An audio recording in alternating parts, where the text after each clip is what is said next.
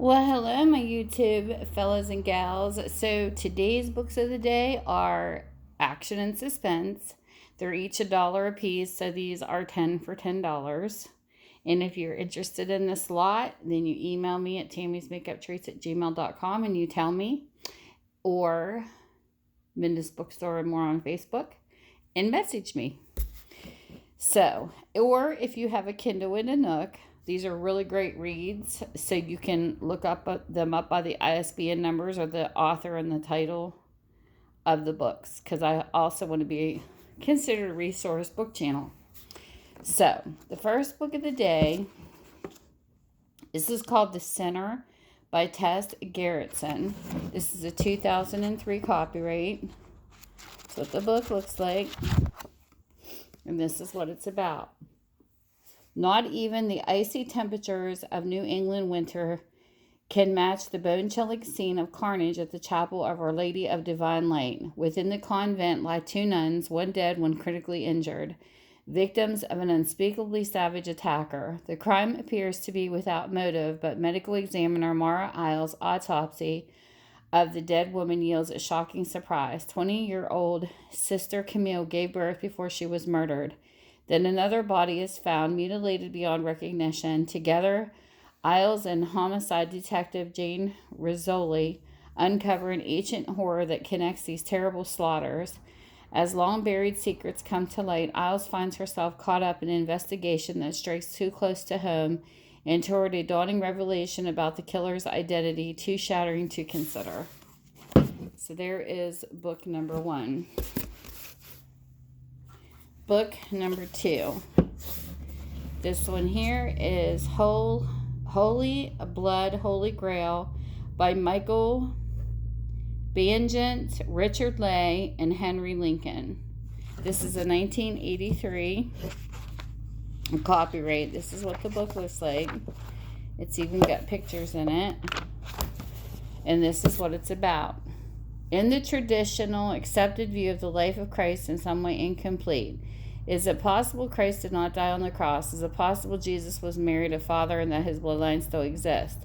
Is it possible that parchments found in the South of France a century ago reveal the best kept secrets of Christendom? Is it possible that these parchments contain the very heart of the mystery of the Holy Grail? According to the authors of this extraordinary, provocative, meticulously researched book, not only are these things possible, they are probably true. So revolutionary, so original, so convincing that most faithful Christians will be moved. Here is a book that has sparked worldwide controversy. So this is like the action and suspense of biblical times. So that's book number 2. Book number 3. We have, this is Cold Dawn by Carla Neggers. This is a 2010 copyright. This is what the book looks like, and this is what it's about. A new day, a new danger. The small town of Black Falls, Vermont finally feels safe again until search and rescue expert Rose Cameron discovers a body burnt almost beyond recognition. Almost. Rose is certain that she knows the victim's identity and that his death was no accident. Nick Bartini also suspects an arsonist's deliberate hand. Another fire killed an arson investigator in California months ago. Now the rugged smoke jumper is determined to follow the killer's trail, even if it leads straight to Rose. Nick and Rose haven't seen each other since they shared a single night of blind passion, but they can't let memories and unhealed wounds get in the way of their common goal, stopping a merciless killer from taking aim straight at the heart of Black Falls. So there is book number 3. Book number 4. This is Sleep No More by Iris Johansen. This is a 2013 copyright. That's what the book looks like. These are in really good condition. Held captive for decades, forensic sculptor Eve Duncan knows what it's like to be haunted by the past. For years after her daughter Bonnie was stolen from her, she fought for closure. Now she strives to begin anew. She finds herself on another missing persons case, one that is mysterious as it is personal. A woman named Beth Avery, who's been locked away in a psychiatric facility for years, has vanished, and her connection to Eve is deeper than she can imagine. Awakened by the truth. As long-buried secrets about Beth are uncovered, Eve begins to realize how their lives are entwined. and how Beth's disappearance put her in grave danger. Desperate, Eve enlists the help of profiler Kendra Michaels, whose uncanny ability to detect clues and solve puzzles leads her to the truth. That Beth escaped from the hospital and the mind-altering drugs that held her prisoner for so long and is on the run soon. Eve begins to see the threads of a twisted plot within the powerful Avery family, one that threatens to destroy not only Beth but anyone else who might jeopardize the high-stakes game that is already in play and time is running out. So there is book number 4. Book number 5, Do You Want to Know by Lisa Jackson. You Don't Want to Know by Lisa Jackson. This is a 2012 copyright. This is what the book looks like. Nice and thick. Read. Somebody stuck a Hallmark sticker in there. This is what it's about. Life as Ava Gerritsen knew it ended the day her toddler son Noah went missing. In the 2 years since, she's been in and out of Seattle mental institutions, existing in a fog of grief. Noah's body was never found, and everyone assumed he drowned after falling off a dock until recently. Ava thought so too. Since she moved back home, Ava has experienced unsettling visions. She hears Noah crying in the nursery, glimpses him walking near the water. Her family, her psychologist, and her estranged husband are concerned for her well-being. Or are they worried about what she might discover? Did Noah really die, or is Ava losing her sanity? The deeper into her memories she goes, the more fearful she becomes. Ava thought her son's disappearance was the worst thing that could ever happen to her, but before this nightmare ends, she'll discover how terrifying the truth can be. So there is book number 5. Book number 6. This one here is called Breakneck by Erica Spindler. This is a 2008. And it's got a little bit of marker writing on it. Right there and right there. And this is what the book looks like. This is what it's about. Breakneck. The first victim is murdered in his bed, a clean-cut college boy with no criminal record. Then a second victim is killed in the shower, and then a third, each one striking closer to home for MC. When loved ones become targets, MC must walk a fine line between upholding the law and taking it into her own hands as at stake is her job, her relationship with Kit, and possibly her life. The key to finding this emotionless killer lies in the stolen computers of his victims, the secret network of false identities and true evil where no one is who they seem. If MC hopes to capture Breakneck, she'll have to put her own neck on the line. So there is book number 6. Book number 7. This is The Goliath Stone by Larry Niven and Matthew Joseph Harrington. This is the 2013 copyright. That's what the book looks like. And this is what it's about. 25 years ago, Dr. Tully Geiler and William Connors made a revolutionary breakthrough in nanotechnology.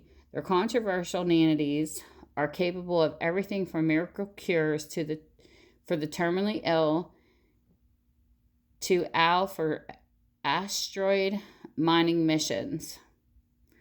But then the nanity run Brewer's missions to divert an Earth-crossing asteroid dropping out of contact soon after reaching its target. The entire program was shut down and the use of nanotechnology forcibly suppressed. Now, a much, much larger asteroid is on collision course with Earth, and the Brewer's nanities may be responsible. While governments scramble to find a solution, Dr. Geiler knows that their only hope of avoiding Armageddon lies in the nanities themselves. On the run, Geiler must track down Connors and find a way to make contact with their wayward children before a 200 gigaton asteroid smashes into Earth. Will Geiler's nanities be Earth's salvation or destruction? So there you go. Kind of like a sci-fi terror one. So that's book number 7. Book number 8. This is Hard Rain by David Rollins, and it's a 2008 copyright. That's what the book looks like. This is what the synopsis is, what the book is about.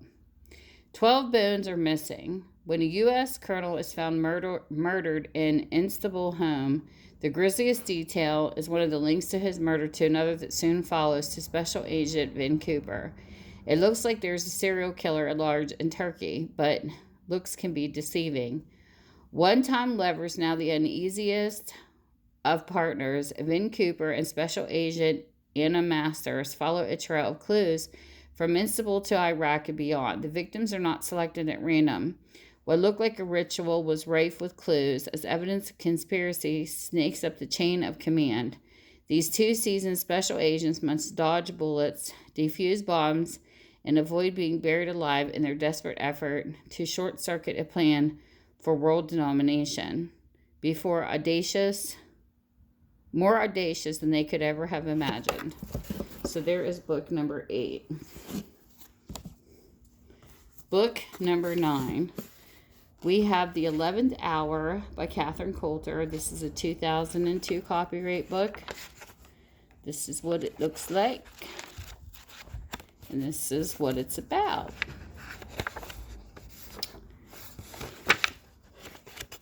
Let's see.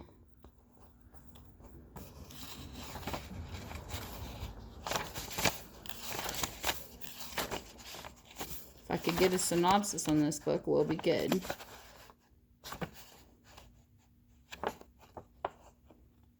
Okay. When Father Michael Joseph is viciously murdered in his San Francisco church, his identical twin brother, FBI agent Dan Carver, along with the husband and wife team, Savage and Sherlock, is determined to find the monster responsible. There is a witness, a homeless woman whose identity is a mystery. When Nick Jones comes forward, Dane finds himself in an unlikely role of a bodyguard. She might be next on the killer's list, but which killer's list? It seems Nick Jones is running from her own nightmare. In a cat and mouse chase that runs from the streets of San Francisco to the television studios of Los Angeles, where a brand new show is found to have a curious connection to the murders, Dane, Carver, Savage, and Sherlock are in a race against time to find the madman responsible, but it's already the 11th hour. 11th Hour is the 11th book in an FBI series. Can you believe that? Savage and Sherlock are on top of form, and Agent Dane Carver is smart, ruthless, determined. As for Nick Jones, you'll have to read the book to find out exactly what she is. So there you go. The 11th Hour is the 11th book in a series. Probably different stories, though, I imagine. But that is book number 9. And then we have book number 10. This is Command Authority by Tom Clancy. This is a 2013 copyright. This is what this book looks like. A nice, another thick one. For people that like thick reads. And this one is, in the present, a new strongman has emerged in the ever-chaotic Russian Republic. The ignited President Valery Volodin has set a plot in motion, a plot to return to Russia into its former glory. But the foundations of his personal empire are built on a bloody secret from his past, and none who know of it live to tell. When a family friend of Ryan's is poisoned by a radioactive agent, the trail leads to Russia, and Jack Ryan Jr., aided by his compatriot John Clark and the covert warriors of the secret campus, must delve into the international conflict 30 years in the making and finish what his father started. With President Ryan fighting the political battle of his life and his son fighting a silent war against a ruthless foe, global conflict becomes imminent, and the possibility of survival may soon be lost for all. So there you go. It's book number 10. And whatever time zone you're in, I hope you're having a good time. And I will see you soon. Bye.